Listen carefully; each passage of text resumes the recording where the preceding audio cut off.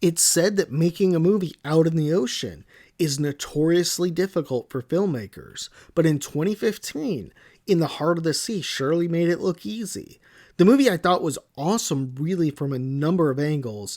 This included the story, the acting, and also just the uniqueness, as we don't see many ocean survival stories, at least ones worth watching. Now, the movie, it's headlined by Chris Hemsworth, along with Cillian Murphy, who were both excellent in the film. Still, I think this movie, once again, is so good just because of the era and the place it is set in, more specifically, whaling in the early 19th century. The movie did a terrific job just showing how dangerous and difficult this was, and how really you had to be, well, a man, for lack of a better term, to do that. I mean, think about it. You're trying to harpoon a massive creature, literally more than 100 times heavier than you, out in the open ocean. It really took some big, well, you know what, to do that. Now, in addition to this, I think just being out in the ocean open back then was definitely something you had to worry about. You got storms, you've got pirates. Something happens to your boat and you're pretty much screwed. The Coast Guard is not coming to save you. You're not going to be able to radio another boat or anyone.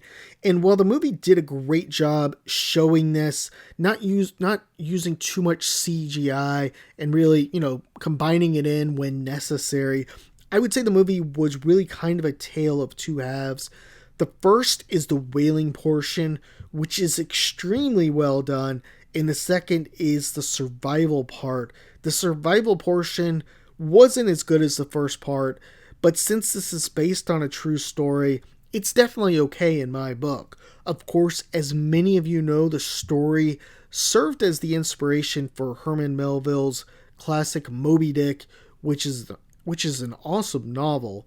Now, much of this film does revolve around the conflict between the captain and the first mate, Owen Chase, played by Chris Hemsworth. The conflict is good, although I wouldn't say great. I think most of the strength in the film has to do with the fact that the story is out in the open ocean. And just in case you haven't seen this in a while, Chris Hemsworth is kind of the blue-collar guy who's worked his way up in the whaling industry, trying to get a captain's position, but he is replaced by someone who's got virtually no experience. And the captain is from essentially whaling royalty, so he gets to captain the ship, not Chris Hemsworth, so that's why there's this bad blood. Now, let's face it, today, many studios and directors, I think, are just too lazy to go out and make a movie like this. They don't want anything to do with filming a movie in the ocean. They'd rather just have some lame story in LA, hire a few stars, write a terrible script, and call it a day.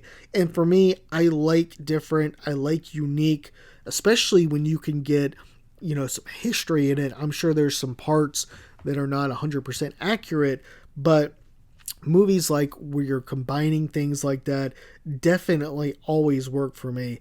And this isn't the first movie we've seen out in the ocean. We've seen other movies do this before. Of course, there was Waterworld, back in the 90s with Kevin Costner. That was an extremely expensive movie to do and didn't really work out too well. I think it was kind of a cautionary tale for production studios.